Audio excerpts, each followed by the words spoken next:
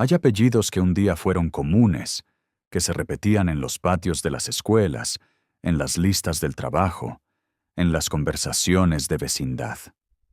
Apellidos que hoy, si los dices en voz alta, la gente voltea extrañada porque nunca los ha escuchado. Nombres de familia que se están yendo del mundo sin que casi nadie lo note. Hoy vamos a hablar de 12 de esos apellidos que están llegando a su fin. Zárate.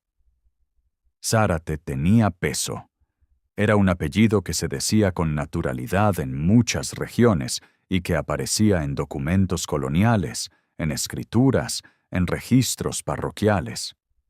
Llegó desde el País Vasco, con quienes cruzaron el Atlántico hace 5 siglos y echó raíces en México, en Perú, en el Cono Sur. Pero las familias Zárate nunca fueron grandes en número. Pocas ramas, pocos varones que continuaran la línea. Las mujeres se casaban y adoptaban otros apellidos. Los hombres, muchos sin hijos. Y así, de a poco, el apellido se fue adelgazando. Hoy encontrar a un Zárate joven es una rareza. Los que quedan son personas mayores que llevan ese apellido como se lleva algo prestado, sabiendo que no habrá a quien entregárselo. Mendieta. Mendieta sonaba a familia establecida, a historia con raíces. También llegó desde el norte de España y durante siglos estuvo presente en distintas regiones de América Latina. Hubo Mendieta con tierras, con influencia local, con apellido conocido en su comunidad. Pero las generaciones fueron reduciéndose. Menos hijos, más dispersión, matrimonios fuera del círculo que fueron diluyendo el nombre. Y hoy el apellido Mendieta está casi en retirada. Quienes aún lo portan suelen tener más de 6 décadas. Sus descendientes, cuando los hay, ya cargan otro apellido. En una generación más, Mendieta será un nombre para archivos y poco más. Iturbe. Iturbe quiere decir manantial en euskera, y hay algo poético en eso. Un apellido que significa fuente de agua y que sin embargo se está secando. Llegó a América como tantos otros y se instaló en familias trabajadoras, discretas, de provincia. Nunca fue un apellido de grandes apellidos, sino de gente sencilla con historia propia. Y esa discreción también fue su debilidad. Al ser tan pocas familias, cualquier corte en la línea masculina fue suficiente para que el apellido perdiera terreno. Hoy los Iturbes son escasos. En directorios, en redes sociales, en registros públicos, aparecen muy pocos y casi todos con edad avanzada. ¿Conoces a alguien que lleve alguno de estos apellidos? Urquiza. Urquiza fue apellido de hombres que dejaron huella. En Argentina, en Uruguay, en México hubo Urquiza que ocuparon lugares en la historia política y militar del continente. El apellido cargaba con un peso institucional, con una presencia que iba más allá de la familia. Pero esa fama no fue suficiente para garantizar su continuidad. Las familias que lo portaban eran pocas y las generaciones siguientes fueron reduciéndose. Hoy, el apellido Urquiza sobrevive en el nombre de calles y plazas más que en personas vivas. Los que aún lo llevan son mayores, y sus descendientes directos, en su mayoría, ya no comparten ese nombre. Santibáñez. Santibáñez era un apellido de resonancia castellana, de familias con tradición. Estuvo presente en Chile, en México, en varias regiones andinas, y durante un tiempo fue apellido de familias numerosas. Pero el siglo XX cambió las cosas. Las familias se fueron haciendo más pequeñas. Los hijos varones escasearon o no tuvieron descendencia. Y el apellido fue perdiendo presencia. Hoy los Santibáñez que quedan son personas de generaciones anteriores. Jóvenes que lo lleven hay muy pocos. Y cada vez que uno de los mayores fallece, el apellido da un paso más hacia su desaparición definitiva. Si te está pareciendo interesante este recorrido, quédate porque todavía hay más que contar. Goitia. Goitia, que en euskera se relaciona con lo alto, con lo que está por encima, es paradójicamente uno de los apellidos que más bajo ha caído en términos de presencia. Llegó a América en distintas épocas, se instaló en algunas familias con negocios y propiedades, y tuvo cierta visibilidad en su momento. Pero nunca fue un apellido abundante. Y con los matrimonios mixtos, las migraciones y las generaciones sin hijos varones, fue perdiéndose. Hoy Ungoitia es una rareza absoluta. En México, en Argentina, donde alguna vez hubo familias con ese nombre, quedan apenas individuos aislados, ya entrados en años. Echevarría.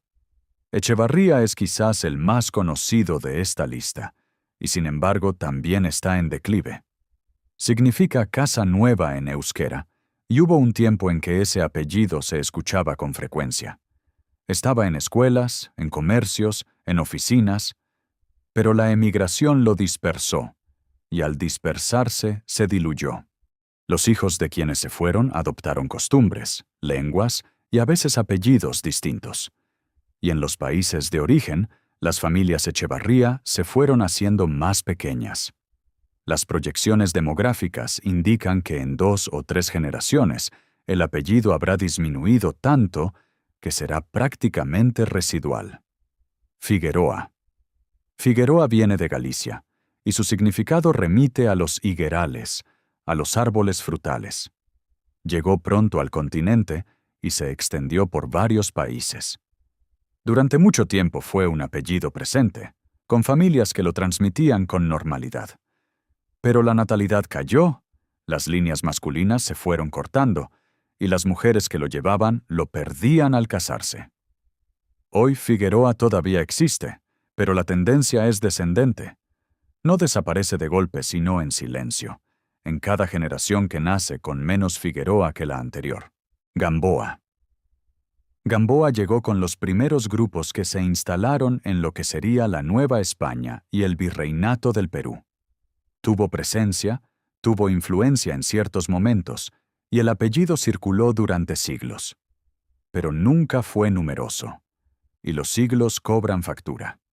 Guerras, epidemias, migraciones, familias sin continuidad. Hoy los Gamboa son escasos en México y en Centroamérica, que es donde mayor presencia tuvieron. La mayoría son personas mayores.